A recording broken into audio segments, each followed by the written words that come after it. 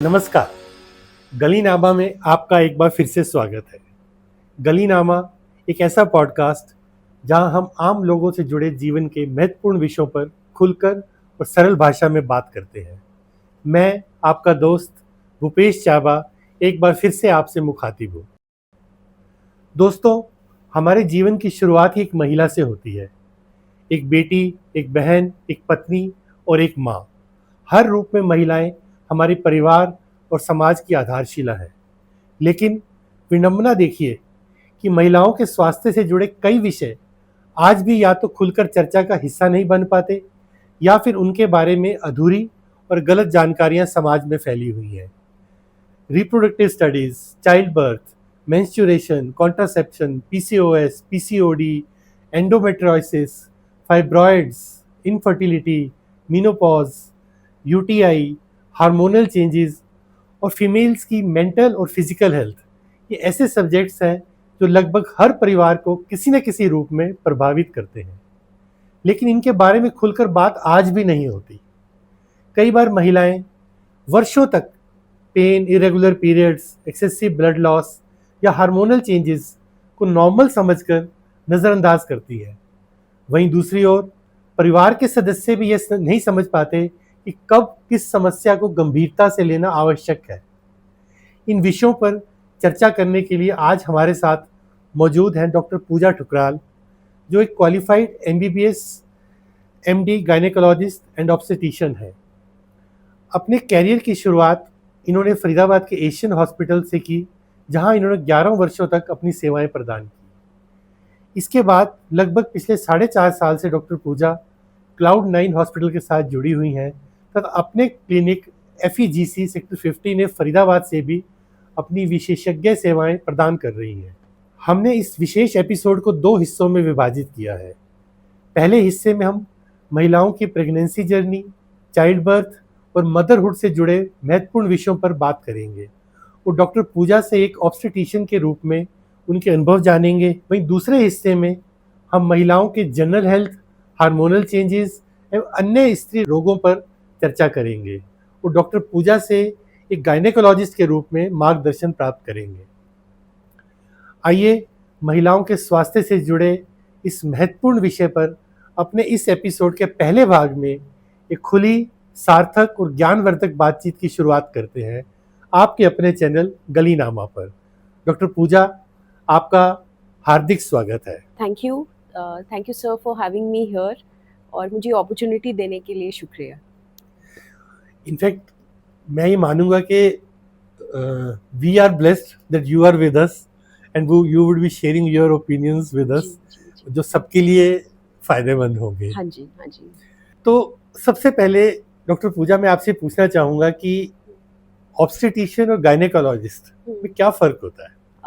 Gynaecologist और obstetrician हम लोग को एक कंबाइंड डिग्री मिलती है once we complete a post graduation.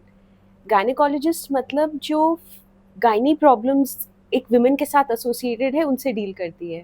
जैसे पीरियड रिलेटेड कोई प्रॉब्लम है, किसी को फाइब्रॉइड्स हैं, एंडोमेट्रियोसिस है, या किसी को डिस्चार्ज की प्रॉब्लम है, कॉन्ट्रासेप्शन की उसको एडवाइस चाहिए, तो उसको एक स्त्री रोग विशेषज्ञ या एक गायनेकोलॉजिस्ट कहा जाता है।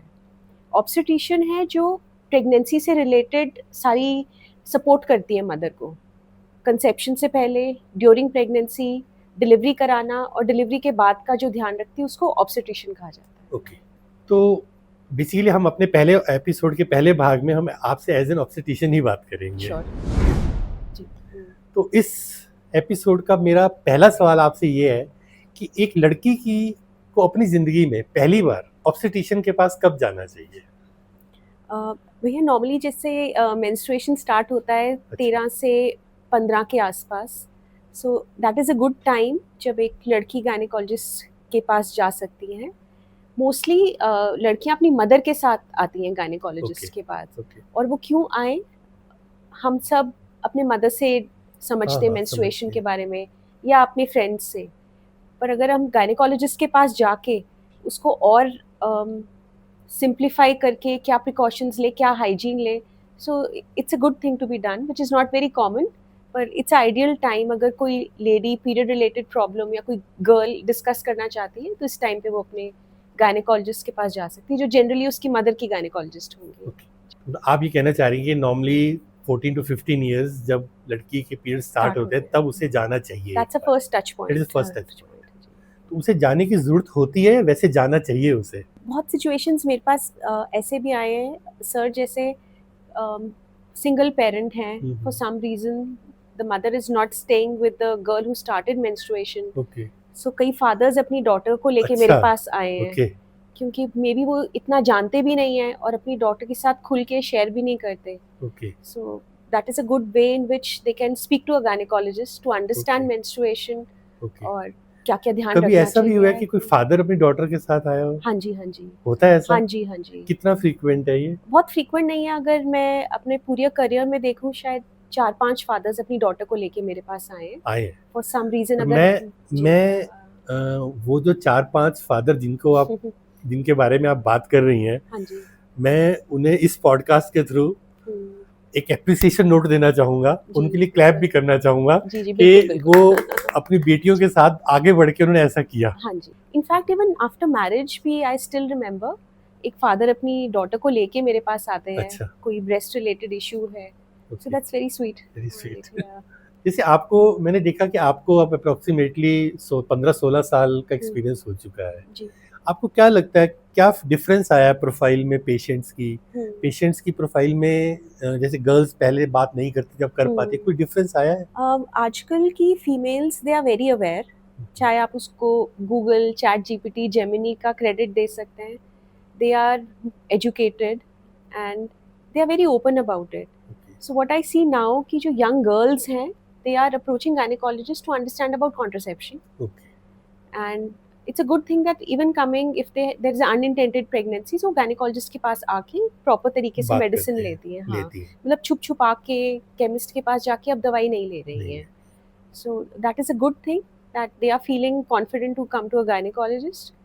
और दूसरा जो मैं देख रही हूँ कि समहाउ कंसीव करने में लेडीज़ को आजकल प्रॉब्लम आ रही है, पहले भी थी लेकिन अब भी है, क्योंकि विमेन आर करियर कॉन्शियस, अपनी प्रेगनेंसी को डिले कर रही हैं। सो उनकी प्रपोर्शन बढ़ गई है जो बढ़ गई है। इनएबिलिटी टू कंसीव है। भारतीय महिलाओं में रिप्रोडक्टिव हेल्थ को लेकर सबसे बड़ी गलतफहमियां क्या है? 2-3 गलतफहमियां हैं भैया। जैसे पहला है कि उनको लगता है कि अगर पीरियड्स बहुत हैवी हैं और पेनफुल हैं तो वो नॉर्मल हैं। सो मदर्स कई बार कहती हैं कि मेरे को भी ऐसा होता था, तुम्हें भी ऐसा हो रहा है तो ठीक है। बट अगर लगता है आउट ऑफ प्रपोर्शन है तो डॉक्टर को ज़रूर दिखाना चाहिए। दूसरा, एक डिस्चार्ज, जो फीमेल्स को एक वेजाइनल डिस्चार्ज होता है, उसके बारे में बहुत मिसकंसेप्शंस और मिथ्स हैं। उनको एक ऐसा लगता है कि डिस्चार्ज होना अब नॉर्मल है और आपकी घुटने कमज़ोर हो रहे हैं, आप वीक हो रहे हैं, डिस्चार्ज है। So that's a very common misconception. और ये कहना कि प्रेगनेंसी नहीं होना responsibility is with the female, so एक ये बहुत बड़ा मिसकंसेप्शन है। डॉक्टर पूजा, आज हम अपने पॉडकास्ट में फर्टिलिटी, आईवीएफ, एग फ्रीजिंग और प्रेगनेंसी जैसे मल्टीपल सब्जेक्ट्स पर बात करेंगे। इस डिस्कशन में जाहिर है कुछ शब्दों का इस्तेमाल आप रिपीटेडली करेंगी। मैं चाहूंगा कि आप सबसे पहले हमारे दर्शकों को बहुत ही सरल और संक्षिप्त भाषा में ह्यूमन रिप्रोडक्टिव सिस्टम और चाइल्ड बर्थ की पूरी प्रक्रिया को समझाएं। ओके, अच्छा है कि we begin with introducing some terms जो Yeah, हम sure. बार-बार अपने हाँ पॉडकास्ट जी, में यूज हाँ करेंगे। जी। तो एक मॉडल लाई हूँ मैं, ठीक है। अगर आप अलाउ करें तो। ये यूट्रस है, जिसको वूम भी कहते हैं और गर्भाशय भी कहते हैं। इसके अंदर हमारा बेबी आता है आफ्टर प्रेगनेंसी। ये दोनों जो आप देख रहे हैं, इनको फेलोपियन ट्यूब्स कहते हैं। दोनों तरफ राइट लेफ्ट की हमारी ओवरीज होती हैं। So this is the basic reproductive system. Periods uterus के थ्रू फ्लो और विजाइना के थ्रू आता है। सो हर month after women starts menstruating, egg release होता है, and intercourse के बाद sperm through the vagina, it comes and meets the egg in the fallopian tube. So यहाँ पे fertilization होता है। fertilization के बाद embryo बनता है, embryo uterus के अंदर आता है और finally 9 months के बाद हमें एक ऐसा प्यारा बेबी मिलता है। आपने जैसे अभी एक टर्म बोली कि यूट्रस से पीरियड्स होते हैं। Correct. एक बार आप समझाओगे हमारे दर्शकों को पीरियड्स क्यों होते हैं, क्या रीजन रहता है उसका?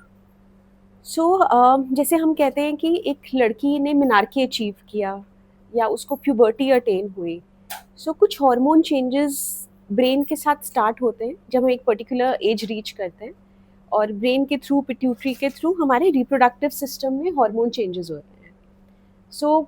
ईस्ट्रोजन, प्रोजेस्टेरॉन, ये हम काफ़ी अपने टॉक में हार्मोन यूज़ करेंगे। ईस्ट्रोजन के इफेक्ट से जो ओवरी से प्रोड्यूस हो रहा है, यूट्रस की लाइनिंग ग्रो करती है for the first 20 days. Okay. अगर प्रेगनेंसी नहीं होती है तो प्रोजेस्टेरॉन लेवल और ईस्ट्रोजन लेवल दोनों कम हो जाते हैं और पीरियड्स आ जाते हैं। तो बेसिकली वो जो लाइनिंग है वो वो फर्स्ट ग्रो सेपरेट करती है, होके जो शेड उसका हो जाती है, शेड हो जाती है, that that is is exactly menstruation. Periods. Correct, हाँ जी। लेकिन अगर प्रेगनेंसी हो जाती है फिर पीरियड्स नहीं आते। Okay okay. जो मैं समझ पाता हूँ, जितनी मुझे समझ है अपनी, कि primarily it's the chromosomes which are responsible for the baby being a male और female. male or a female. Hmm, Primarily, what I understand is female egg produces X chromosomes Correct. and male sperm produces X and Y chromosomes. Correct. And if Correct. X and X combine, right, it's a girl, Perfect, and X and Y combine, it's a boy. perfect, हाँ जी। तो क्या ये कहना सही हुआ कि बच्चा लड़का होगा या लड़की होगी? It depends upon the male sperm, not on the female egg. That's perfect, आपने बिल्कुल सही पकड़ा है, एंड आई एम ग्लैड कि आपने ये क्वेश्चन रेज किया है। और अगर हमें थोड़ी इन्फॉर्मेशन जनरल पब्लिक को दे पाएँ, so woman will stop be blaming कि लड़की की रिस्पॉन्सिबिलिटी है कि वो एक घर को एक बेटा या एक बेटी दे। नहीं, नॉर्मली हमारी सोसाइटी में ये बोला जाता है आज भी। बहुत सी ऐसी तबका है हमारी सोसाइटी का जहाँ बोला जाता है कि हमारी बहू ने बेटा नहीं दिया, या इस लड़की ने लड़कियां पैदा की हैं। तो एक्चुअली सिचुएशन तो ये है कि it depends on the mail sperm, not on the female. Absolutely, basically हम एक सोसाइटी को एक मैसेज दे सकते हैं अपनी तरफ से कि आओ हम सब मिलकर अपनी सोच को बदलें। किसी महिला को इस बात के लिए कभी दोष ना दें कि उसके यहाँ बेटी हुई या बेटा हुआ। हर बच्चा, चाहे बेटा हो या बेटी, समान रूप से अनमोल है। Absolutely. बच्चे का लिंग महिला द्वारा निर्धारित नहीं होता, बल्कि पुरुष पर के स्पर्म पर निर्भर करता है। परफेक्ट। एक सभ्य और संवेदनशील समाज वही है जो महिलाओं का सम्मान करे और बेटियों को भी उतना ही प्यार और अधिकार दे जितना बेटों को। एब्सोल्युटली। भैया, इसको एक बार आप थोड़ा और एक्सप्लेन कर दो ताकि सबको समझ आए कि it's actually the male which is responsible for. आप क्यों नहीं करते? आप करो। आपने वैसे बहुत अच्छे से एक्सप्लेन किया है।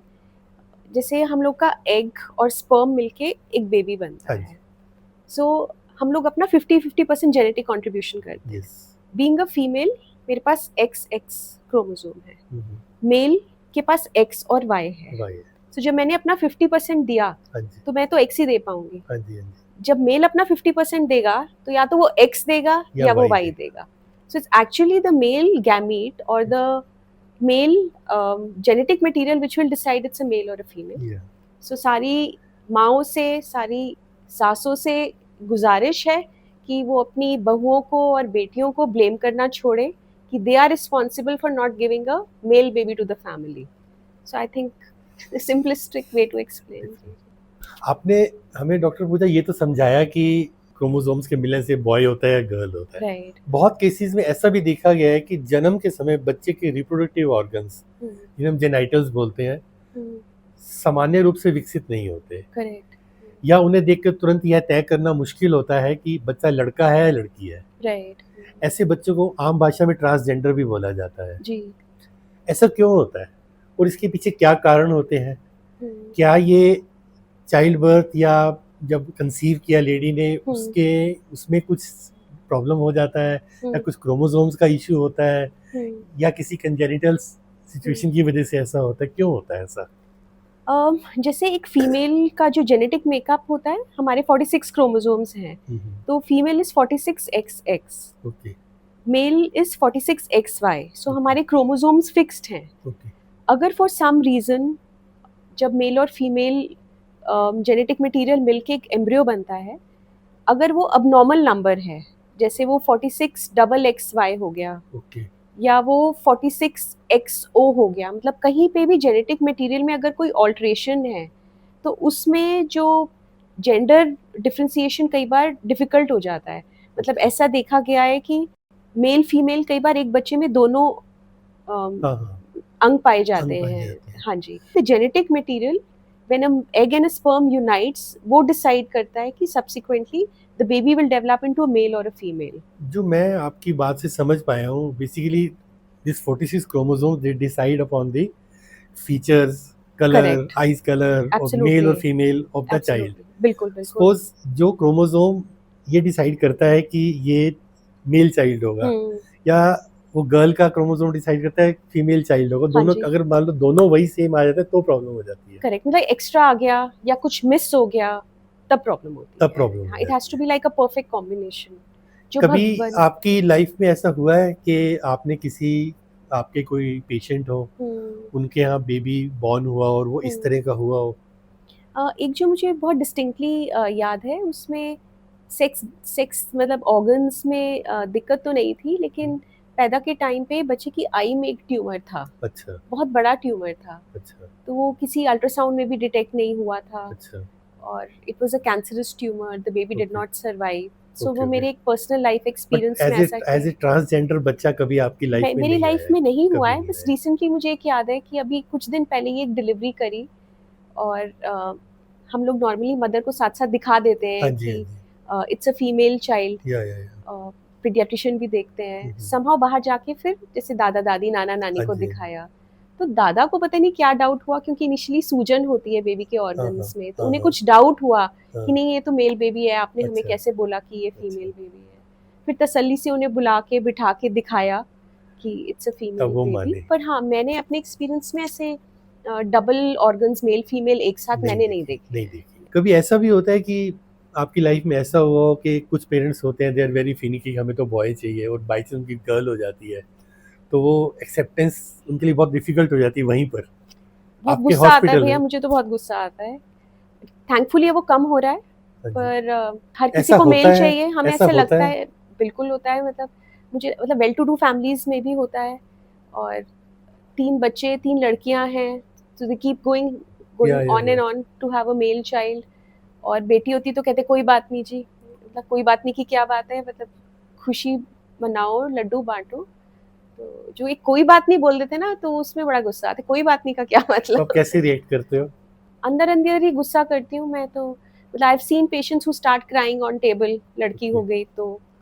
पर उनकी भी गलती नहीं है, it's a societal pressure, it's a family pressure कि बेटा होना चाहिए। और अंदर-अंदर ही गुस्सा करती हूँ, उनको समझाती हूँ कि जिस घर में बेटियाँ हैं वो ज़्यादा ग्रो करता है, ज़्यादा प्रोग्रेसिव होता है। और वही बेटियाँ ही आजकल पेरेंट्स का ध्यान रख रही हैं, सैडली।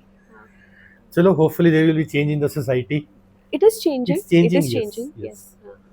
डॉक्टर, एक बात बताइए कि नॉर्मल सर्कमस्टांसिस में आपकी क्या रिकमेंडेशन है कि what is the ideal slot for a woman to have a baby? अगर बायोलॉजिकली देखें तो 20 से 30 साल की जो उम्र है वो परफेक्ट है प्रेगनेंसी कैरी करने के लिए, टू गेट प्रेग्नेंट। ओके। जैसे जैसे उम्र बढ़ती है हम सबको पता है कि हमारी एग की क्वालिटी क्वांटिटी दोनों कम हो रही है, और एज के साथ साथ बीपी बढ़ना, शुगर बढ़ना, जेनेटिक प्रॉब्लम होना ये कॉमन हो जाता है। सो 20 टू 30 इज आइडियल 20 एज।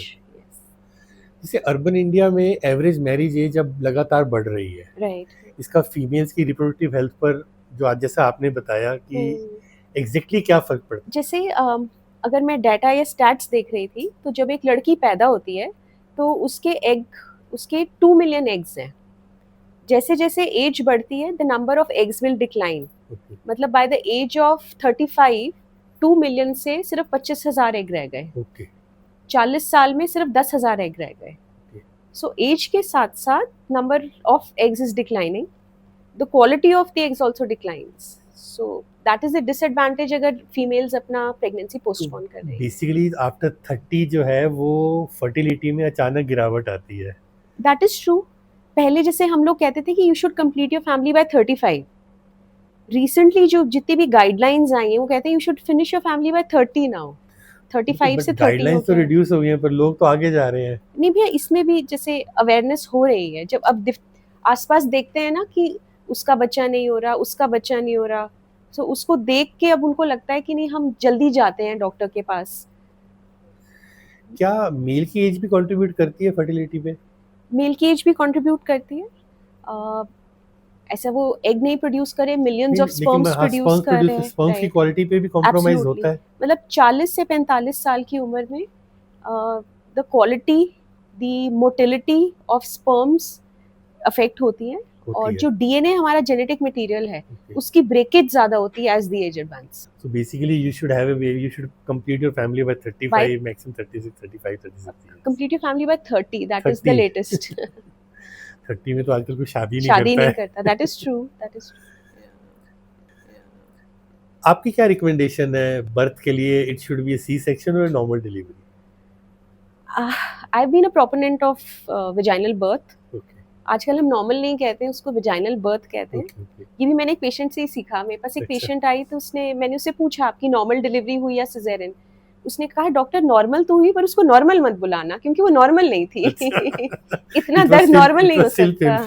सो मैंने उसके बाद उसका नाम मैंने वेजाइनल बर्थ कर दिया। ओके कि उसके बाद ठीक है, इट्स नॉट नॉर्मल, उसको नॉर्मल कैसे बोल सकते हैं? चलो So I'm a proponent of hopefully ये जो आपका टर्मिनोलॉजी है वेजाइनल बर्थ, हाँ जी, it will someday find it's mention in some mention dictionary. somewhere, हाँ। वो भी मुझे और- किसी ने सिखाया ही, नहीं, किसी ठीक है। पेशेंट के एक्सपीरियंस ने सिखाया। सी सेक्शन कब नेसेसरी होता है नॉर्मली? सिजेरियन अगर कुछ चीज़ें होती हैं जो प्रेगनेंसी में ही हमें आइडिया लग जाता है कि सिजेरियन होना है, और कुछ चीज़ें लेबर पे डिसाइड होता है। ओके सो अगर प्रेगनेंसी में 9 मंथ तक एक्सपेक्टेड डेट जब आने वाली है, अगर बच्चा उल्टा है जिसको हम ब्रीच कहते हैं, या बच्चा ट्रांसवर्स पोजीशन में है, तो इसमें सिजेरियन होता है, इसमें वेजाइनल बर्थ नहीं करते। अगर बच्चा उल्टी पोजीशन में हाँ, तो- breach okay. Is is a reverse. buttocks down, हाँ। Okay transverse when the baby is like this, normally baby vertical होता है, वर्टिकल होता So है, the जैसे आपने baby is- इसमें दिखा हाँ, बताया। Right. If the baby is horizontal तो हम्म। नॉर्मल मतलब वेजाइनल बर्थ नहीं हो नहीं सकता। कई बार क्या होता है, प्लेसेंटा जो नाल कहते हैं वो हाँ, बेबी हाँ। के नीचे होती है, ओके सो तभी वेजाइनल बर्थ नहीं हो सकता, उसमें सिजेरियन होता है। Okay so these are some conditions जो प्रेगनेंसी में डिसाइड करती है कि सिजेरियन होगा। ओके फिर लेबर मतलब डिलीवरी के टाइम जब पेशेंट को लेबर पेन आने शुरू होते हैं, अगर हार्ट बीट नॉर्मल से कम है या ज़्यादा है तो सिजेरियन होता है, या फिर बेबी कई बार पॉटी कर देता है ओके तब सिजेरियन होता है, या पेन तो खूब आ रही है लेकिन डायलेट नहीं हो रहा है Dilate नहीं रास्ता, होता है। तो सिजेरियन होता है। कई बार डायलेट हो जाता है लेकिन बेबी नीचे से आता नहीं है, okay. So these are some of the reasons जब सिजेरियन। नॉर्मली ऐसा बहुत मिसकंसेप्शन है कि अगर एक बार सिजेरियन होगा तो फिर आगे हमेशा सिजेरियन ही होगा, क्या ये सच है?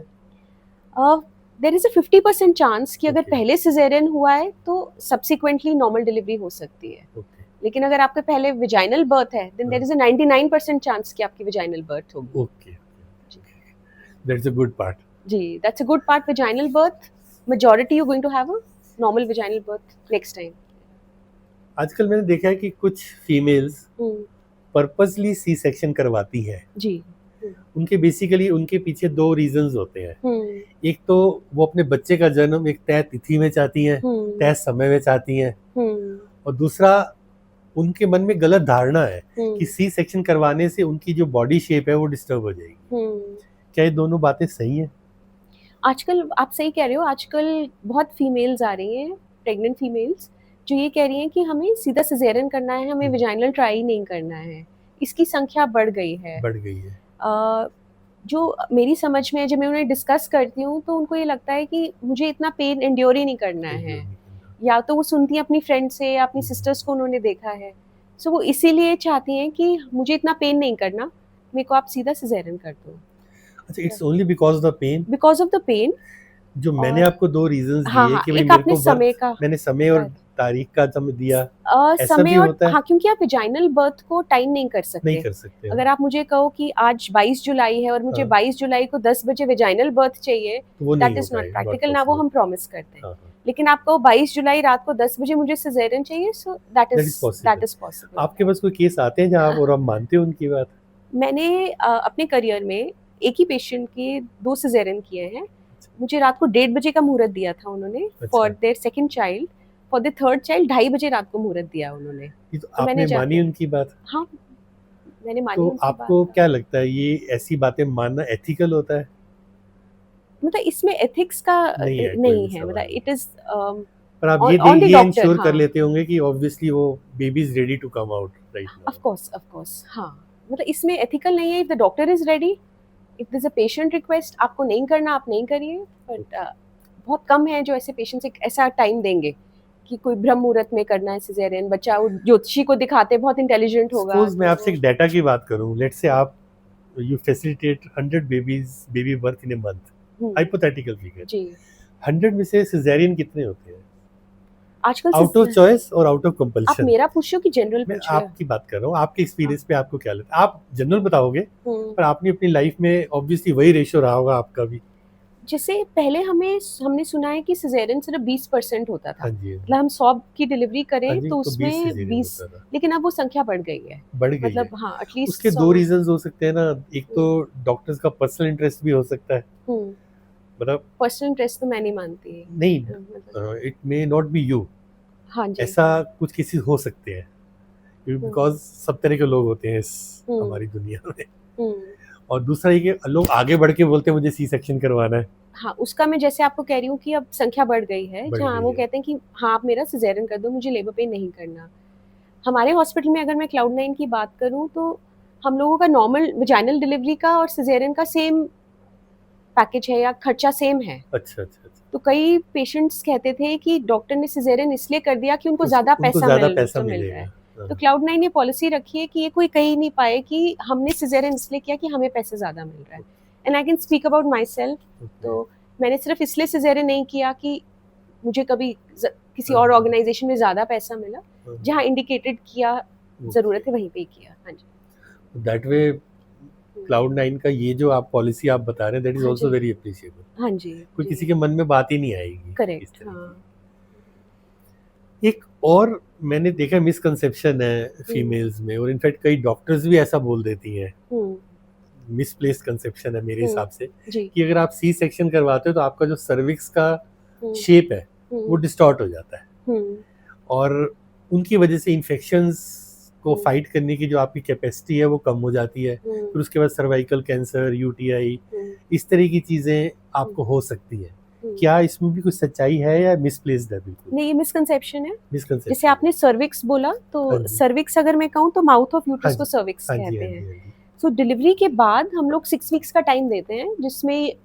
बच्चेदानी, यूट्रस और जो सर्विक्स है अपनी नॉर्मल शेप ले लेते हैं। ओके सो डिलीवरी के बाद यूट्रस के सर्विक्स की शेप में अंतर नहीं आता, वो इलास्टिक ऑर्गन्स हैं, ओके, टेम्पररी स्ट्रेच हुए, 6 वीक्स के बाद दे टेक बैक देयर अच्छा, ओरिजिनल शेप। ओके, तो उनकी शेप गड़बड़ाती नहीं है, और उनको आगे जाके कोई यूरिन इन्फेक्शन या सर्वाइकल का कैंसर का रिस्क नहीं होता कोई है। भी नहीं होता उनके इस चीज़ से। रीजंस अलग हैं। डॉक्टर पूजा, बच्चे के जन्म के बाद महिला के शरीर और मन दोनों में बदलाव आते हैं, हार्मोनल इम्बैलेंस और पोस्टपार्टम डिप्रेशन जैसी समस्याएं भी सामने आ सकती हैं।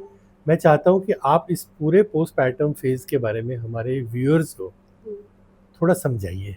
एक्चुअली प्रेगनेंसी को सपोर्ट करने के लिए हार्मोन्स जैसे ईस्ट्रोजन, प्रोजेस्टेरॉन काफ़ी हाई होते हैं। अब जैसे ही बच्चा डिलीवर हुआ, प्लेसेंटा डिलीवर हुआ, तो हार्मोन सडनली क्रैश करते हैं। सो जब ये हार्मोन्स का लेवल बहुत लो हो जाता है, और मदर्स जब एक नए एक्सपीरियंस में आती हैं, एक छोटा बेबी जिसको संभालना उसको नहीं आता, उसके खुद की एक्सपेक्टेशंस अपने हस्बैंड से, अपने इन लॉज से, और नींद नहीं पूरी होना। सो ये कुछ चैलेंजेस एक नई मदर फेस करती, नहीं क्या even a second time mother face करती है।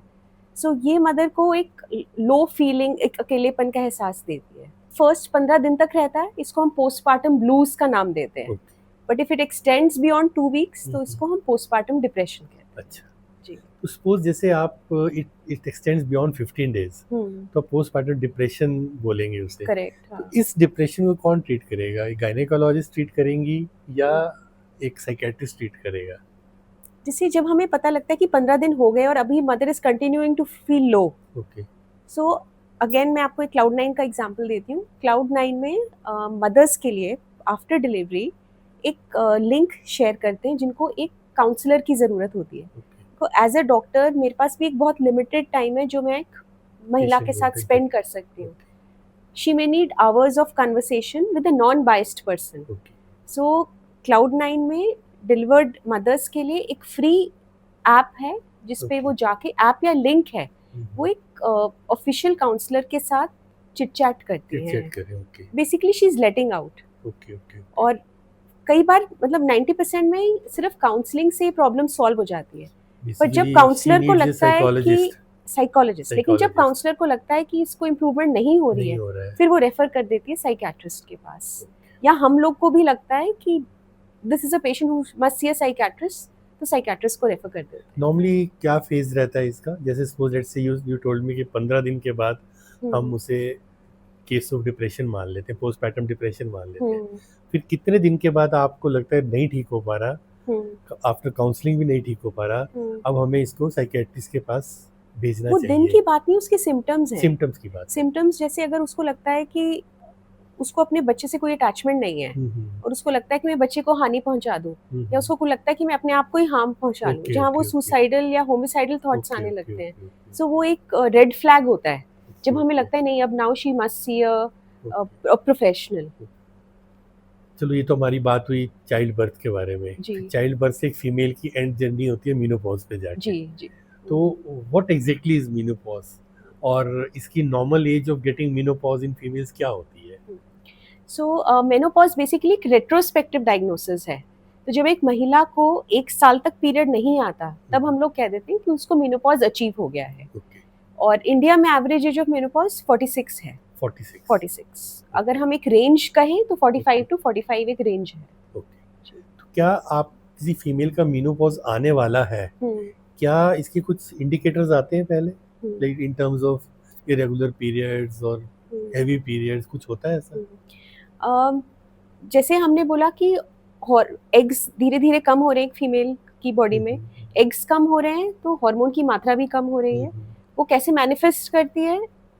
साइकिल बदलता है, menstrual cycle. It may begin with short cycles, मतलब महीने में पीरियड आने की जगह 15-20 दिन में आना, फिर इवेंचुअली प्रोलॉन्ग हो जाते हैं, 2 महीने 3 महीने नहीं आ रहे, हेवी ब्लीडिंग होना, पीरियड के बीच में ब्लीडिंग होना, तो आपको मेंस्ट्रुअल साइकिल में चेंजेस दिखते हैं। और चेंजेस हैं बहुत फीमेल्स जो are approaching menopause in the perimenopause period, hot flashes होने लगते हैं।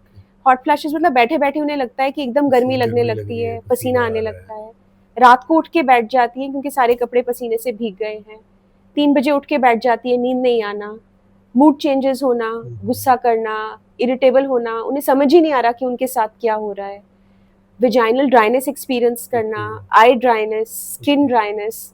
सो ये कुछ सिम्टम्स हैं जो सजेस्ट करती हैं कि हम पेरीमेनोपॉज में हैं एंड अप्रोचिंग मेनोपॉज। तो जब ये मेनोपॉजल स्टेज आती है तो उसमें ऑब्वियसली जो आपके हार्मोन्स होते हैं उसमें भी चेंजेस आते होंगे। हाँ जी।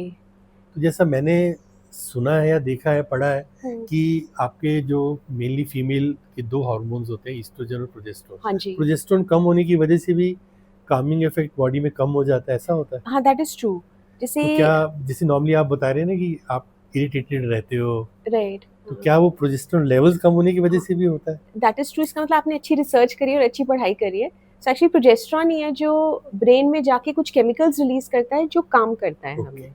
सो जब प्रोजेस्टेरोन की मात्रा कम हो गई तो वो जो एक कामिंग इफेक्ट है, एक जो नींद आना, रात को चैन से सोने वाला एक जो एक कंसेप्ट, वो चला जाता है क्योंकि हार्मोन डिक्लाइन हो गया ना, रात को नींद आ रही है और आप बहुत एंग्शियस फील कर रहे हो और आपको समझ ही नहीं आ रहा कि आपको इतने मूड चेंजेस क्यों हो रहे हैं। जी। तो हमने एक और भी टर्म सुनी, हार्मोन रिप्लेसमेंट थेरेपी। तो क्या हम लोग नॉर्मली इस पे जाते हैं ऐसे केसेस में? हार्मोन रिप्लेसमेंट थेरेपी सबको नहीं देते। सबको मेनोपॉज हो गया, everybody doesn't need hormone replacement therapy. It depends upon the scale, उनको डिपेंड्स अपॉन द सिम्टम्स, क्या सिम्टम्स हैं, उनमें एक स्पेसिफिक पॉपुलेशन में हार्मोन प्रिस्क्राइब करें। कुछ नेगेटिव इम्पैक्ट्स भी होते हैं हार्मोन रिप्लेसमेंट के? किसी भी चीज के, मतलब कोई भी मेडिसिन अगर हम उसको एक नॉर्मल डोज से ज्यादा ले या बहुत लंबे समय तक ले तो उसका डेफिनेटली एक नेगेटिव इम्पैक्ट होता है। हाँ जी। तो हार्मोन रिप्लेसमेंट थेरेपी एक वर्ड है, आप बेसिकली, तो मैं तो मानता हूँ आप ऑल्टरनेट हार्मोन्स देते होंगे, इंजेक्ट करते होंगे बॉडी में, ओरल या थ्रू आईवी और व्हाटएवर इट इज, जो मुझे नहीं मालूम आपका क्या तरीका होता है एचआरटी का। Basically it's how, why do we call replacement therapy? क्योंकि बॉडी में उनकी मात्रा कम हो गई है या खत्म हो गई, तो उसको हम रिप्लेस कर रहे हैं। अच्छा। Through synthetic medicines, oestrogen and progesterone, they try to make it as close to natural, पर है तो फिर सिंथेटिक ही। तो इसलिए हम उसको रिप्लेस कर रहे हैं, इसको हार्मोन रिप्लेसमेंट थेरेपी कहा जाता है, एस्ट्रोजन रिप्लेसमेंट थेरेपी भी कहते हैं। मतलब मेरा सवाल एक्चुअली डिफरेंट था थोड़ा सा। हाँ जी। मतलब why do we call it replacement? We are not replacing anything, we are just filling in the gap, हाँ जी, which was caused because of the reduction Absence इन और द deficiency। एब्सेंस और डेफिशिएंसी, हम उस डेफिशिएंसी को remove करने के लिए हाँ जी, बाहर से उसको फिल कर रहे हैं, करेक्ट। बट हाँ, we call it replacement therapy. Why do we call it replacement? We are not replacing anything. Replacing होता है जैसे आपने कोई भी लेट्स से H2O में से आपने ऑक्सीजन निकाल के हाँ जी, कार्बन डाल दिया तो हाँ कुछ जी, H2C कुछ बन गया, वो रिप्लेसमेंट मैं समझता हूँ. हाँ जी। Why do we call it replacement therapy? I think easy to understand. Okay. हाँ, मतलब कॉमन वर्ड में कोई चीज़ चली गई, एक पोजीशन खाली हुई, हमने उसको किसी चीज़ से रिप्लेस कर दिया। Okay. Probably that's the logic. कुछ लेटेस्ट ग्लोबल रिकमेंडेशंस भी हैं इस पे, HRT पे? एक बहुत बड़ी ट्रायल आई थी, WHI ट्रायल आई थी, बहुत लार्ज स्केल पे मल्टी सेंटर ट्रायल हुई थी, और सैडली उसको टाइम से पहले बंद कर दिया था क्योंकि काफ़ी साइड इफ़ेक्ट्स देखे गए विमेन में। तो उसने एक बहुत स्केयर क्रिएट कर दिया था पब्लिक में कि हार्मोन रिप्लेसमेंट थेरेपी देनी ही नहीं चाहिए, अच्छा. इससे हार्ट अटैक का रिस्क, स्ट्रोक का रिस्क बढ़ जाता है। Okay okay. बट उसके बाद भी उसको काफ़ी इवैल्यूएट किया गया और पाया गया कि नहीं, इसके बेनिफिट्स बहुत हैं if it is given under supervision, short duration के लिए, शॉर्ट डोज के लिए दिया जाए तो नहीं we are again coming back back to to कि देना गिविंग। चाहिए. हाँ पर मैं ये भी मानता हूँ कि अब जो आप देते हैं, जैसे जो भी मेडिसिन देते हैं as a hmm, replacement therapy HRT, जी, वो भी they have also now closer to the natural. Correct, उसमें करेक्ट। भी बहुत इंप्रूवमेंट हुआ है बहुत पहले से, इम्प्रूवमेंट बहुत हुई है, इंप्रूवमेंट हुई है डोज भी पहले से. कम हुई है एंड दे डोज भी ट्राइंग कम टू हुई है, make it quality as of natural as to natural to the normal original वही हो. हार्मोन। करेक्ट। अब मैं आपसे कुछ बातें, बहुत कपल्स ऐसे होते हैं जिनका बेबी नहीं हो पाता हाँ है, जी, जैसे let's egg quality is not good जी। और sperm quality is not good, hmm, तो वो उस पे जाते हैं, जैसे IVF पे जाते हैं, हम्म, IUI पे जाते हैं. हम्म, मुझे सबसे पहले आप ये बताइए, IUI हम्म, एंड IVF हम्म। क्या डिफरेंस है इसमें?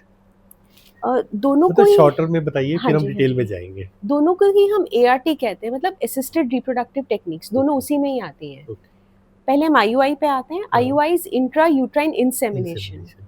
सो इंट्रा यूट्राइन इंसेमिनेशन, अगर कोई कपल है जो ट्रीटमेंट कंजेक्टिव ले चुका है 3 से 6 महीने, साल तक, और नहीं कंसीव कर रहा, तो नेक्स्ट स्टेप IUI आता है। ओके. IUI में हम क्या करते हैं, फीमेल को हम मॉनिटर कर रहे हैं, जब बॉडी में एग रिलीज होने वाला है, हस्बैंड को हॉस्पिटल में बुला के वो अपना सीमन हॉस्पिटल में जमा करता है, फिर उसको कंसंट्रेट किया जाता है उस सीमन को, और फिर उसको हम यूट्रस के अंदर एक बहुत पतली पाइप के थ्रू इम्प्लांट कर देते हैं सीमन को, मतलब कैथेटर टाइप कुछ डाल के. कैथेटर से डाल के। सो इसलिए इसको इंट्रा यूट्राइन इंसेमिनेशन Okay, कहा okay. जाता है।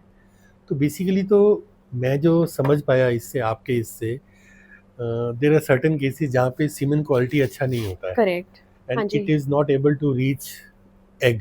करेक्ट। एग के पास वो पहुंचेगा ही नहीं, तो ऑब्वियसली वो फिर फर्टिलाइज होगा कैसे एम्ब्रियो. तो आप उसको मतलब उस पोजीशन तक पहुंचा देते हैं थ्रू करेक्ट। उस मींस. आजकल इस अगर नॉर्मल ये IUI, फिर मैं जो समझा वो तो उस केसेस में होगा जहाँ पे there is some problem with male productive system और let's say male semen. Not necessary, okay. Not necessary. अगर कोई कपल में कोई प्रॉब्लम नहीं है, ओके. हमने ट्रीटमेंट दे दिया, फिर भी कंसीव नहीं करे, तो the next step is IUI।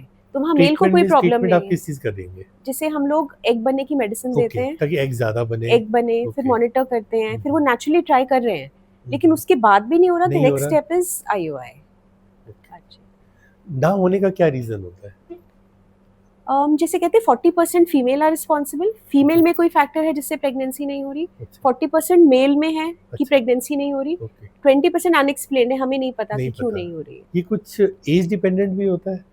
हाँ, एज डिपेंडेंट, जैसे मतलब हमने आपको कहा इस एज कि में जाके मैं नहीं, अब IVF ही करना है या हमने वो करना है. ऑफ कोर्स अगर आप 40 पे डिसाइड कर रहे हैं कि मेरे को प्रेगनेंसी करनी हाँ है, हाँ सो हमें पता है कि आपकी क्वालिटी और क्वांटिटी दोनों ही कम है, हाँ तो हम कहते हैं आप नॉर्मली ट्राई करो, 2-3 हाँ. महीना ट्राई करो, नहीं होगा तो तो आप IVF कराओ। IVF में भी अपने एग से प्रेगनेंसी होने की चांसेस बहुत कम है, 5% है। ओके. फिर हम लोग उनको कई बार एक डोनर एग का सजेशन देते हैं, इफ दे अच्छा. Want, if they are interested. आपने IUI का प्रोसेस समझाया कि हाँ, IUI में हम लोग बेसिकली मेल सीमन को यूट्रस में डाल इम्प्लांट देते हैं, करते, इम्प्लांट करेक्ट, कर देते हैं, करेक्ट, वहाँ वो एग के साथ मिलके एम्ब्रियो बना लेता है. एब्सोल्युटली। IVF में क्या होता है? IVF is a more elaborate process. Okay. So इसमें हम लोग इंजेक्शंस देते हैं ताकि मल्टीपल एग्स बने। जब एग्स एक पर्टिकुलर साइज और नंबर पे पहुंच जाते हैं, तो अंडर एनेस्थीसिया वो एग्स को हम एस्पिरेट कर लेते हैं, निकाल लेते हैं. एग्स को निकाल लिया, हाँ, ओवरीज में से निकाल लेते ओवरी हैं. में से निकाल लिया, अच्छा. अल्ट्रासाउंड गाइडेंस में अंडर ओके. एनेस्थीसिया। ओके. उधर से हस्बैंड का सीमन लिया, सीमन लिया। उसमें स्पर्म्स एक्सट्रैक्ट किए, ओके, लैब में एग्स और स्पर्म को मिला के एम्ब्रियो बनाया, एम्ब्रियो बनाया। ओके, फिर उसको हम डे 3 या डे 5 पे जैसे भी एम्ब्रियोलॉजिस्ट और डॉक्टर डिसाइड करते हैं, यूट्रस में अब एम्ब्रियो डाल रहे हैं। ओके, आईयूआई में हम सीमन डाल रहे थे, हाँ, आईवीएफ में हम एम्ब्रियो डाल रहे एम्ब्रियो हैं, डाल एम्ब्रियो देते हैं। डाल रहे वो हैं। को डे 5 पे डालते हैं। डिपेंड्स, कई लोग डे Depends. 3 पे, कई डे 5 पे, उसके अलग अलग क्राइटेरिया है। Okay, okay. इसका जो सक्सेस रेट है हम्म, आईयूआई वर्सेस आईवीएफ, क्या परसेंटेज होगा? आईयूआई में हम लोग कहते हैं 10-20% सक्सेस रेट है एक साइकिल अच्छा, ऑफ आईयूआई का, ओके। और आईवीएफ का 40-50% सक्सेस रेट है। तो सपोज एक साइकिल में आपके आईयूआई के थ्रू प्रेगनेंसी नहीं हो पाई, करेक्ट, हाँ, तो आप कितनी बार रिपीट करोगे 2 से इसे? 3, 2 से 3। 2 से 3, हाँ जी, आप 2 से 3 रिपीट करने के बाद आईवीएफ सजेस्ट करोगे फिर? हाँ जी, that is the next step. IVF में सक्सेसफुल ना होने का क्या रीजन होता है? कई बार एम्ब्रियो क्वालिटी पे भी डिपेंड करता है कि एम्ब्रियो की क्वालिटी क्या है, फिर दूसरा वो जाना तो यूट्रस में है, तो हाँ जी। वूम्ब उसको एक्सेप्ट कर रहा है कि नहीं कर रहा है, it may take it as an foreign object. It may take it as a foreign object, हमारा जो यूट्रस की लाइनिंग है वो प्रिपेयर्ड है कि नहीं प्रिपेयर्ड है, है कि नहीं। हाँ जी। लेकिन वो तो जब प्रिपेयर्ड होती होगी तभी आप उसको प्लांट करते होंगे हाँ, प्रोबेबली। पर कुछ चीजें हैं जो हम सिर्फ देख सकते देख हैं, सकते हैं। हाँ, मतलब विजिबली हम Okay. लोग अल्ट्रासाउंड करके देख सकते हैं, Okay. हार्मोन टेस्ट कर सकते हैं, but there so many things still which we can not analyse. तो आईवीएफ आप कितना वो करते हैं, कितनी बार करने की कोशिश करते हैं?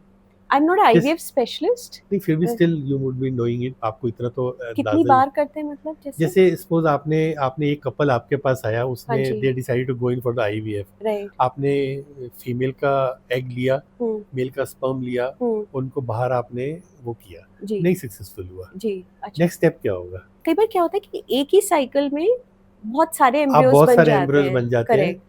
सो फिर सपोज आपने एक आप डाला, प्लांट तो एक ही एम्ब्रियो करोगे। एग्जैक्टली, हाँ हाँ जी, जी, हाँ। नहीं सक्सेसफुल हुआ तो जो प्रिजर्व्ड एम्ब्रियोज है वो हम नेक्स्ट साइकिल या उससे नेक्स्ट साइकिल में depending when they are ready अच्छा, डाल अच्छा, सकते हैं, डाल सकते। हाँ जी। यही लोग मैं आपसे आईवीएफ भी यही मैं जैसे 2 आपसे बार पूछना 3 चाह रहा बार था कि हाँ, कराते 2 हैं, बार हाँ, 3 3 बार बार, तक करेक्ट, करेक्ट करते हैं इट्स एक्सपेंसिव प्रोसीजर, प्रोसीजर। और एक्सपेंसिव की जगह एफर्ट भी लगती है, और एक मेंटली भी a couple has to be ready to undergo process, और फिर नहीं होने पे थोड़ी सी you feel bad about, disappointment होती है।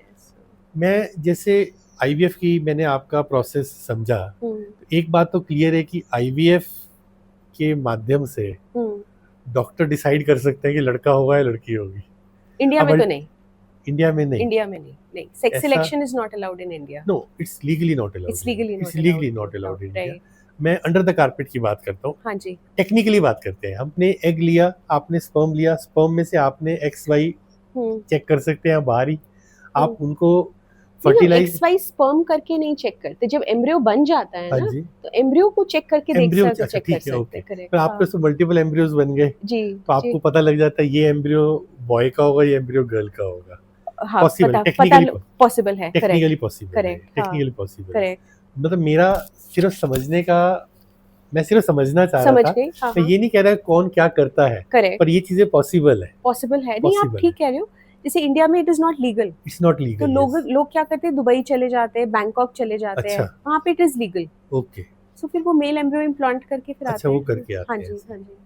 तो हमने पहले बात की थी कि जैसे जब एग और स्पर्म आपस में फर्टिलाइज एम्ब्रियो बनता है, करेक्ट, तो उसके क्रोमोसोम्स, इसके क्रोमोसोम्स मिलके उसका डिसाइड होता है ये कैसा बच्चा होगा। Correct, correct. तो क्या हम ये भी सिलेक्शन कर सकते हैं बाहर, मतलब क्रोमोसोम सिलेक्शन भी कर सकते हैं बाहर? नहीं कर सकते, नहीं, ये नहीं हो सकता। क्रोमोसोम माने कि जैसे आपको, मतलब मेरे को लड़की चाहिए, वो तो चलो मैंने डिसाइड कर लिया, मुझे लड़की का ये रंग चाहिए, नहीं, ये पॉसिबल नहीं है, या ये मुझे ये हाइट चाहिए, ये मुझे नहीं, ये पॉसिबल नहीं है। मतलब बेसिकली आई थिंक रिसर्च हो रही होगी, बट इट्स नॉट करेक्ट कह लें, या it is not again ethical, legal, कि हम एक ऐसा बच्चा पैदा करें जिसकी मैं चाहूँ आंख नीली हो, और नहीं, मतलब रंग गोरा हो। अपने वर्ड को, अपने उसको डिफरेंट उसमें डालूंगा आपको कि टेक्निकल स्पीकिंग आईवीएफ में एम्ब्रियो लेबोरेटरी में तैयार किया जाता है। एब्सोल्युटली, हाँ जी। ऐसे में कुछ लोगों के मन में ये भी सवाल आता है कि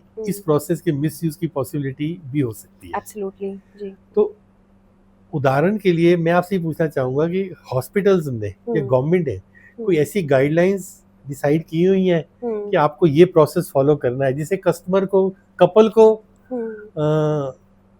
कन्विंसिंग लगे, हाँ यार प्रोसेस इन प्लेस है, कुछ गलत नहीं होगा। हाँ एब्सोल्युटली, मतलब we are all running under some bigger body. Bigger body, yes. जैसे हम लोग का MCI है, हाँ जी, मेडिकल काउंसिल ऑफ हाँ जी। इंडिया, जो हमारे लिए रूल्स और रेगुलेशंस बनाता है। हाँ, हाँ, इसीलिए इसी तरह से जो IVF है उनकी भी प्रॉपर ART गाइडलाइंस प्रॉपर हैं। है। हाँ, अच्छा। जिसके through we all operate, okay, और उनकी प्रॉपर गाइडलाइंस हैं कि ये फॉलो करना है।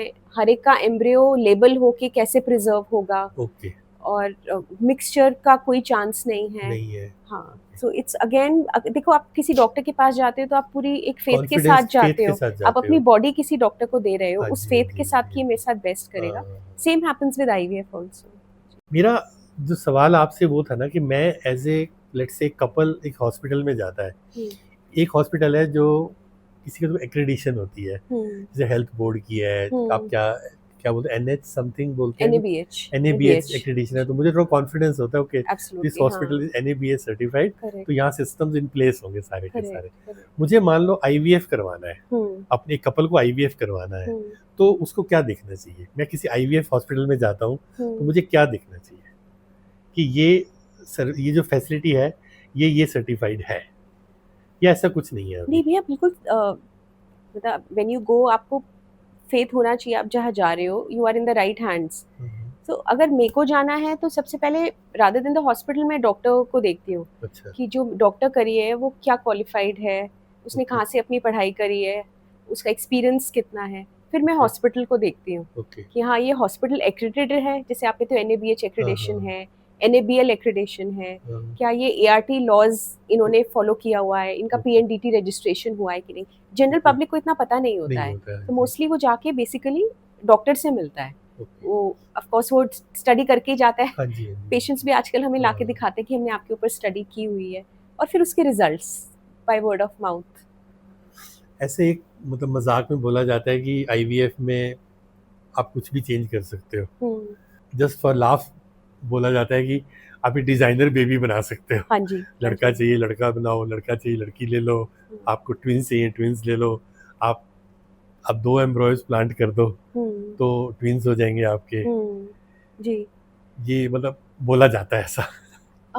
ये बात ठीक है भैया, तब हम उसको ऐसे नहीं, मतलब आँख नाक कान कलर नहीं डिसाइड कर decide कर सकते, सकते। इनफैक्ट सेक्स तो बिल्कुल भी नहीं डिसाइड कर हाँ। सकते। जब किसी का बच्चा नहीं हो रहा होता ना, उसको बस यही होता है कि मेरा एक बच्चा हो जाए, अच्छा, और ओके, एक हेल्दी बच्चा हो जाए। ओके, डिजाइनर बेबी तो प्रोबेबली वो इलॉन मस्क अगर चाहे तो वो डिजाइनर बेबी बना सकता है, पर जिसका बच्चा नहीं हो रहा तो उसको तो एक बच्चा मिल जाए, उसके लिए हाँ, वही बिल्कुल, बहुत होता है। बिल्कुल, दूसरा, आपने ट्विंस का कहा, हाँ, तो आजकल जो गाइडलाइंस अगेन में हम लोग कोट करते हैं, प्रेफरेंस यही है कि एक सिंगल एम्ब्रियो इम्प्लांट किया जाए। अच्छा, पहले 2 या 3 किया अच्छा, करते थे, लेकिन जब प्रेगनेंसी ट्विंस या ट्रिपलेट होती है तो उसमें कॉम्प्लिकेशंस बहुत ज़्यादा होती हाँ, हैं। हाँ, हाँ। तो प्रेफरेबल आजकल यही है सिंगल एम्ब्रियो ट्रांसफर करना। तो आप मेरे को ये बताओ कि कई बार ट्विंस पैदा होते हैं, हम्म, उसमें क्या होता है कि नॉर्मल डिलीवरी में ट्विंस पैदा होते हैं, तो उसमें क्या होता है कि 2 एम्ब्रॉयो बन जाते हैं? कई बार दो चीज़ें हो सकती हैं, कि 2 स्पर्म्स गए और बाय चांस उस साइकिल में 2 एग रिलीज हुए, तो दोनों कंबाइन किए और दो अलग अलग baby in one uterus at a time they will grow. दूसरा, एम्ब्रियो बना तो एक, लेकिन वो स्प्लिट हो गया, तो दैट इज अनदर वे जिसमें ट्विन Okay. प्रेगनेंसी होती है।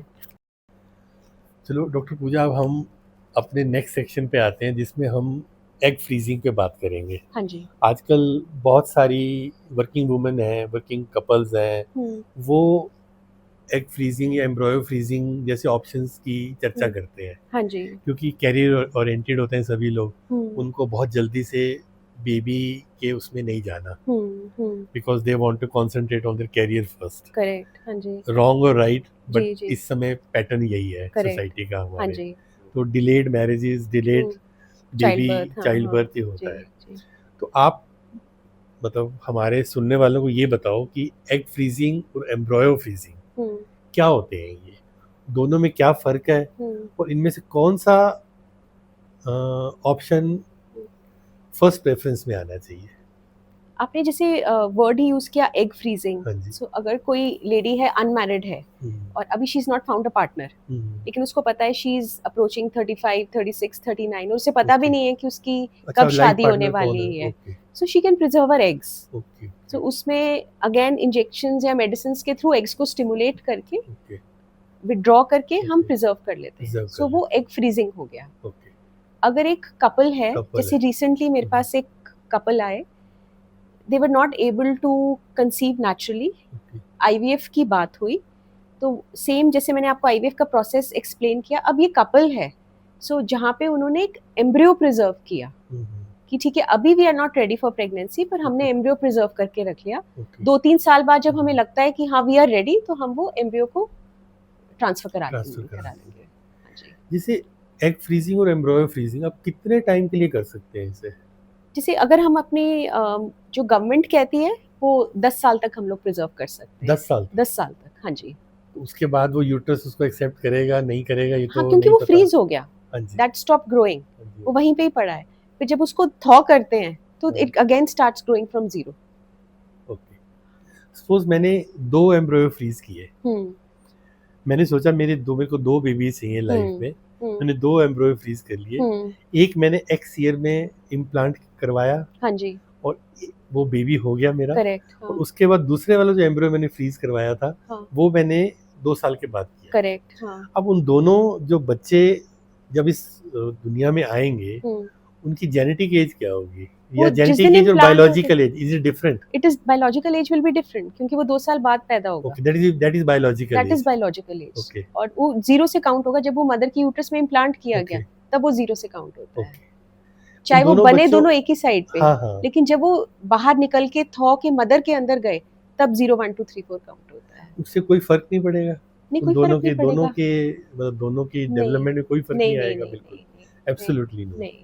जो ये तो मैंने आपसे बात की एग फ्रीजिंग या एम्ब्रॉयो फ्रीजिंग की, आजकल एक और कॉन्सेप्ट मैंने सुना है, जो जब बेबी बॉर्न होता है एक अम्बिलिकल कॉर्ड होती है हाँ जी, हाँ जी, जिसे आप कट करके बेबी और मदर को अलग करते हो, जी। उसको भी फ्रीज किया जाता है या कॉर्ड ब्लड को फ्रीज किया हाँ, जाता कॉर्ड है? ब्लड को फ्रीज किया फ्रीज जाता किया है, जाता है, एब्सोल्युटली, हाँ जी। उसके बारे में कुछ बताओ। आप मतलब इसको काफी कॉमनली स्टेम सेल प्रिजर्वेशन किया जाता है। सो बेसिकली जब डिलीवरी हो गई बेबी की, हमने अम्बिलिकल कॉर्ड कट कर दिया, उसके बाद हम रूटीन में वो कॉर्ड ब्लड को कलेक्ट करते हैं। ओके उसको हम बेबी के ब्लड ग्रुप, थायराइड चेक करने के लिए कलेक्ट करते हैं। ओके अच्छा रूटीन में भी करते रूटीन में भी करते हैं, पर उसको Okay. प्रिजर्व नहीं करते। अच्छा। उसको हमने ब्लड ग्रुप बेबी का देख लिया क्या है, हाँ, उसका देख लिया उसको जॉन्डिस तो नहीं है, हाँ, हाँ, और कोई थायराइड चेक कर लिया। This is a routine process. Okay अब जो स्टेम सेल प्रिजर्वेशन में उस कॉर्ड ब्लड को हम प्रिजर्व कर लेते हैं for Okay. Years. For years आजकल वो कह रहे हैं 21 साल, ओके 30 साल तक वो प्रिजर्व Okay. करते हैं। व्हाई? क्योंकि वो स्टेम सेल है। Stem cell is a nascent cell which can be converted into any type of cell, a liver cell, a blood cell, a brain cell. So it's a basic cell which can be converted into any type of cell. So इसको stem cell preservation कहते हैं। ये कहाँ काम आता है? अगर suppose वो बच्चा या उसकी फैमिली में कोई सिबलिंग या कोई और रिलेटिव किसी को ब्लड कैंसर हो गया है, so that nascent cell can be used for treatment और implantation. Okay. या किसी को लिवर फेल हो गया है, तो that cell can be converted into a liver cell. या कई बार थैलेसीमिया मेजर के साथ बच्चे पैदा होते हैं, Okay, तो okay. उसमें that nascent cell can be used for implantation. Okay. So ये कुछ कंडीशंस है जिसमें अभी इसको यूज किया जा रहा है। किया जा रहा है। जी जी। नॉर्मल केस में मैंने ये भी देखा है, किसी को जैसे ब्लड कैंसर होता है तो stem cell transplant stem cell treatment चाहिए होता है उसको, जी तो नॉर्मली उसके किसी ब्रदर सिस्टर या जी, उनमें से कोई उनको वो देता है अपना बोन मैरो। Correct correct. हाँ, तो उसमें और इसमें क्या फर्क है? बोन मैरो तो हम कभी भी ले सकते हैं। कभी भी ले सकते हाँ हैं। जी, जैसे suppose let's say x baby है, हाँ जी, उसको उसका हमने ये आपका कॉर्ड ब्लड लेके रखा हुआ है, करेक्ट। हाँ, वाई बेबी है उसका हमने नहीं रखा हुआ है। करेक्ट। दोनों को एक एज के बाद 21-22 इयर्स के बाद कैंसर हो जाता है।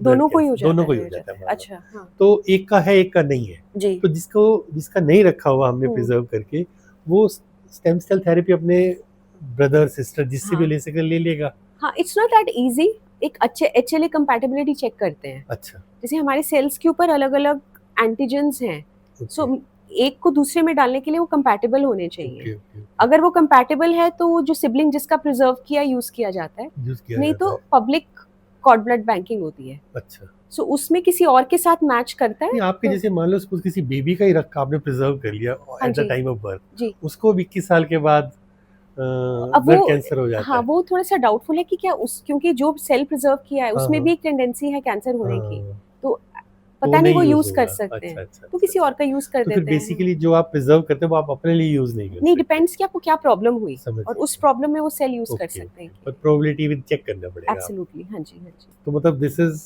मतलब मुझे ऐसा लगा था कि ये सबको करना चाहिए नहीं, या नहीं इट्स करना ऑप्शनल, चाहिए? It's it's optional, optional. या हाँ, पर नॉर्मली लोग करते नहीं हैं। आजकल करा रहे हैं, करा रहे हैं। करा रहे हैं, कितने लोग करा रहे होंगे लेट्स से हाँ। Again out of 100? 40-50, 40-50 out of हाँ 100? जी, हाँ जी। पूरी प्रिजर्व करके कौन रखता है? ये प्रॉपर ब्लैंक्स हैं, जैसे आपने सुना बैंक होगा से? लाइफ सेल का बैंक है अच्छा, या क्रायोवीवा का बैंक है। अच्छा, क्लाउड9 वालों ने क्रायोवीवा के साथ टाई अप किया है। अच्छा, अच्छा, अच्छा, रिलायंस का है। ओके, ऑल इंडिया इंस्टीट्यूट में पब्लिक कॉर्ड सेल ब्लैंकिंग है। Okay, okay. So, ये कुछ बैंक्स हैं। जैसे ब्लड बैंक्स होते हैं ऐसे हाँ, ही ये भी। कॉर्ड ब्लड के बैंक्स है, स्टेम सेल ओके। बैंक कहते हैं। चलो अब हम अपने अगले टॉपिक पे जाते हैं, दैट इज सरोगेसी। क्या होती है सरोगेसी? सरोगेसी का मतलब है कि normally a female is carrying the baby in her uterus and then she is delivering the baby, okay, but for some reason अगर वो बेबी नहीं कैरी कर सकती अपनी बॉडी में, for for an whatever number reason. Of reasons, she will give her eggs and her husband's sperm, और वो embryo एक अच्छा, थर्ड पर्सन के अंदर इम्प्लांट करते हैं, okay, and she is carrying the, so she is a surrogate for the baby, okay. Like she is so a surrogate basically it's mother. IVF process, more और less an IVF process, but इसमें correct, mother is जो not carrying the is baby, mother is not carrying the carrying the baby, baby, somebody else correct, who is carrying the baby, absolutely, but हाँ जी, process remains probably the same as IVF. Same as IVF, Same yes as IVF. Yes. कई बार ये होता है कि मतलब surrogate के एग्स यूज करते हैं और हस्बैंड के स्पर्म्स, ये भी तो एक डिपेंड करता प्रोबेबिलिटी है, होती अगर वो है, डिपेंड डिपेंड्स ऑन द करता होगा, कंडीशन, डिपेंड्स हाँ ऑन द जी, हाँ कंडीशन। जी। तो आपके कोई लाइफ के एक्सपीरियंस में ऐसा हुआ है कभी सरोगेट का, सरोगेट का सरोगेट बहुत ज़्यादा नहीं, पर हुई है होता है? सरोगेसी, हाँ जी, हाँ जी। इसमें कुछ लीगल एसेस नहीं आते? लेट से बिल्कुल लीगल एसेंस मदर का है। एग यूज किया आपने, लेट से हम्म, सरोगेट हाँ मदर का जी, एग यूज किया, हाँ जी। स्पर्म उस फादर का है, इट इज़ तो ऑल उस अंडर मदर की कंसेंट। अपनी कोई इमोशंस नहीं आ जाती उसके अंदर कहीं पे? ये बहुत स्ट्रिक्ट लॉज हैं हाँ, हाँ। सारे, और जो मदर अग्री कर रही है surrogate, hmm, she understands everything before हम ये प्रोसेस स्टार्ट करते हैं। मतलब hmm. She is ready for the fact कि बच्चा पैदा होने के बाद लीगली और खुशी से वो बच्चा इंटेंडेड पेरेंट्स को ट्रांसफर दिया जाएगा। वो प्रॉपर कोर्ट में जाता है, कागज साइन होते हैं, अच्छा, सो it's a so it's elaborate legal in process. India? It's, yes. अच्छा, अब एक नया 2021 में सरोगेट की कुछ सरोगेसी गाइडलाइंस रिवाइज हुई हैं। Now no longer it is commercial, okay, इसको एल्ट्रिस्टिक कहते हैं। एल्ट्रिस्टिक मतलब कि मैं अपने किसी रिलेटिव को एक सरोगेट मदर बना सकती हूँ। अच्छा, पहले तो जैसे कमर्शियल होता था, कमर्शियल अवेलेबल होते थे मार्केट्स में जो they were ready to carry a surrogate pregnancy, पर आजकल इट इज ओनली एल्ट्रिस्टिक। मतलब अगर कोई कपल चाहता है कि उनको अच्छा। सरोगेसी करानी है तो उनको अपने किसी रिश्तेदार को तैयार करना पड़ेगा, ताकि तो कोई रिश्तेदार मॉनेटरी की क्या बेनिफिट नहीं डेफिनेशन है। है? लेट से मैं किसी को हायर करता हूँ हाँ जी, टू, मतलब लेट से एक कपल को बेबी नहीं हो पा रहा है, मदर जी, कुछ भी रीजन की वजह से जी, वो एक सरोगेट को हायर करते हैं। जी। How do you prove it कि वो रिश्तेदार है या नहीं है? ये मतलब तो बहुत मतलब थिन लाइन है ना इसके बीच में। आधार कार्ड है, वो कोर्ट डिसाइड करेगी। वो अच्छा, लेके आती है कि मेरी बहन है, अच्छा। तो फिर वो कोर्ट देखेगी कि बहन किस रिश्ते से कह रहे हैं कि ये बहन है। मतलब वही So, बात है ना कि रिश्तेदार is a very wider term. नहीं, it can be your sister, it अच्छा, can be your sister in law, okay, it can be your cousin, okay, मतलब has to be somebody. Somebody in the family. हाँ जी, हाँ। इसमें कुछ ethical concerns भी होते हैं? हाँ, बिल्कुल एथिकल कंसर्न्स हैं, क्या तभी मैं होते कह हैं? रही हूँ कि जैसे डिस्ट्रिक्ट कोर्ट में जाता है। हाँ, हाँ, जैसे if I am IVF specialist, Okay. मेरे पास एक कपल आया, उन्होंने कहा कि डॉक्टर ने भी देख लिया कि she can not have a baby, हाँ, so the only option she has is surrogacy. Surrogate को देख लिया दैट शी, अच्छा सरोगेट के भी क्राइटेरिया हैं, that she should be less than 30 years, she should be married, उसका Okay. एक बच्चा होना चाहिए, सिर्फ Okay. वही सरोगेट मदर बन सकती Okay. है। तो जब मैंने कह दिया कि couple is willing, the surrogate is willing, फिर ये बकायदा एक एफिडेविट कोर्ट में बनता है, Okay. वो प्रॉपर साइन होता है, Okay. so, तभी ये प्रोसेस आगे चलता है। सो अब ये काफी मतलब स्ट्रिक्ट है, Strict है। हाँ। जैसे आजकल बहुत बच्चों के जब हम फॉर्म्स भरते हैं वहाँ आता है father's name, mother's name. Hmm, suppose a baby is born out of surrogacy, hmm. Mother's name में क्या आएगा? जो जिसने अडॉप्ट किया बेबी को, मतलब जिसने इंटेंडेड अडॉप्ट पेरेंट्स, किया। हाँ। अच्छा, हाँ। सरोगेट का नहीं, नाम नहीं, नहीं नहीं, आएगा। नहीं। ओके। अब मैं अपनी लाइफ में कुछ ऐसे केस भी देखता हूँ जहाँ पे एक मेल पर्सन है, उसने he doesn't have a legal female partner, hmm, but he gets two babies to whom he is a legal father. Hmm. ये कैसे होता है? अगर जैसे हम गाइडलाइंस या एथिक्स में जाएं तो उसमें लिखा गया है कि single male ideally can not have a baby. Baby. हाँ, अगर मैं गाइडलाइंस या एथिक्स या रूल्स के अकॉर्डिंग जाऊं, पर हुआ है, पहले भी हुआ है, हो रहा है, बट हाँ। मतलब मैं आपसे जो भी बात कर रहा हूँ, ऐसे बहुत नोन पर्सनैलिटीज हैं हमारे इंडिया में जिन्होंने ऐसा किया है जी। भाई किसी कॉमन मैन ने किया हो तो चलो हमारे कानून की नज़र से वो छुप जाएगा, अगर मतलब बड़ी पर्सनैलिटीज, नोन पर्सनैलिटीज ऐसा करती हैं तो उनके ऊपर भी कोई एक्शन नहीं होता और वो लीगल फादर बनते हैं, ऐसा कैसे हो जाता है? प्रोबेबली उन्होंने काफी सारे अप्रूवल्स लिए होंगे। हाँ, ऐसे तो नहीं कर सकते because they know they are under scanner, they are a public figure, so I am sure उन्होंने अपनी तरफ से सब हो सकता है may be as you told me just पहले की अभी कुछ रूल्स चेंज हुए हैं। पहले आप हाँ, ये 2021 में चेंज हुए हैं, हो सकता है उससे पहले की केसेस होंगे, तो आप वहाँ सरोगेट मदर कमर्शियली हायर कर सकते हो एक तरह से। Absolutely correct. मैं अपना एक क्लोजिंग क्वेश्चन पूछूंगा आपसे जी, इस मेरे पॉडकास्ट के पहले पार्ट का। जी। आज भी हमारे समाज में कुछ हिस्सों में बेटा और बेटी को लेकर भेदभाव देखने को मिलता है। एक डॉक्टर के होने के नाते आपने पहले भी एक मैसेज दिया, मैं चाहूँगा एक दोबारा से आप एक मैसेज दें उन हजारों परिवारों की मदरहुड जर्नी का हिस्सा रहने के नाते। आपने अपने 17, 15, 16 साल के कैरियर में कितनी लोगों को बेबी होगा जो आपके थ्रू आया होगा, उनके नाते आप समाज के लोगों को क्या संदेश देना चाहेंगी as a doctor, as an obstetrician? As a obstetrician मैं सिर्फ एज ए ऑब्स्टेटिशियन या एज ए मदर भी ये कहना चाहूँगी दैट जो भी बेबी आए वो देखो हम लोग हमें नहीं पता, ना मुझे पता है ना आपको पता है क्या होगा, लेकिन बेटा हो या बेटी उनको हम अपने अच्छी तरह प्यार से पालें और कभी ये भेदभाव ना करें। ये अब हमारे ऊपर रिस्पॉन्सिबिलिटी है।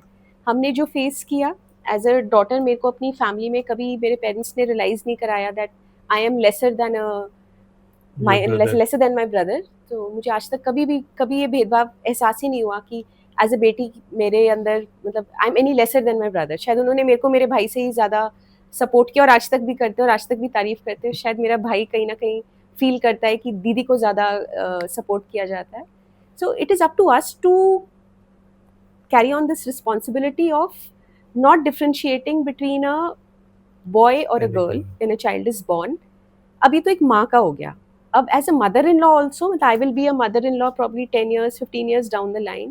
So it is my responsibility also कि घर में जो भी बच्चा पैदा होता है, चाहे वो लड़का है या चाहे वो लड़की है, तो उसको हम इक्वली हाथ खोल के बाहें खोल के इक्वली एक्सेप्ट करें और एक डॉटर इन लॉ को एनी लेसर ना फील कराएं क्योंकि उसने एक फीमेल चाइल्ड पैदा किया है।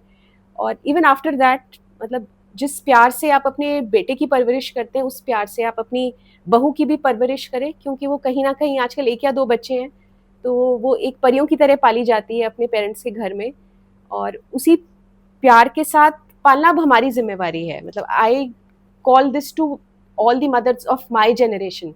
जो हो गया वो हो गया, हम उनको नहीं चेंज कर सकते, but it's a request to all the mothers of our generation to give equal love, equal opportunities to the daughter-in-law and the granddaughter that is born in the family.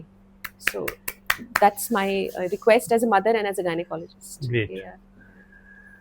Doctor Pooja, आज की इस चर्चा में आपने हमें conception, child birth, motherhood की उस अद्भुत जर्नी के बारे में बहुत डिटेल में बताया, जिससे होकर दुनिया का लगभग हर इंसान इस धरती पे आता है। जी। मुझे पूरा विश्वास है कि हमारी इस बातचीत से ना केवल होने वाले माता पिता बल्कि उनके परिवारों को भी बहुत यूजफुल इंफॉर्मेशन मिली होगी। लेकिन महिलाओं का स्वास्थ्य केवल प्रेगनेंसी और चाइल्ड बर्थ तक ही सीमित नहीं है।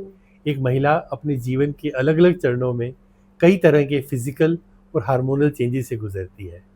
Menstruation, contraception, PCOS, PCOD, endometriosis, fibroids, menopause, UTI, hormonal changes और फीमेल की मेंटल और फिजिकल हेल्थ से जुड़ी कई अनन्य स्वास्थ्य समस्याएं हैं जिनके बारे में आज भी समाज में बहुत सी भ्रांतियां और अधूरी जानकारियां हैं। इसलिए गलीनामा के अगले भाग में हम डॉक्टर पूजा से एक ऑब्स्टेट्रिशियन के रूप में नहीं बल्कि गायनेकोलॉजिस्ट के रूप में बातचीत करेंगे।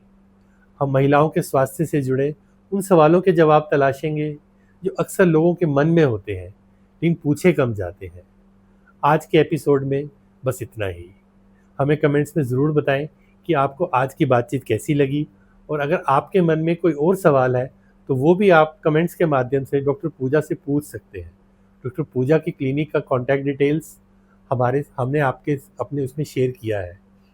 और हाँ, हमारे चैनल पॉडकास्ट को सब्सक्राइब करना ना भूलें ताकि हम ऐसी ज़रूरी बातें आप तक पहुंचाते रहें।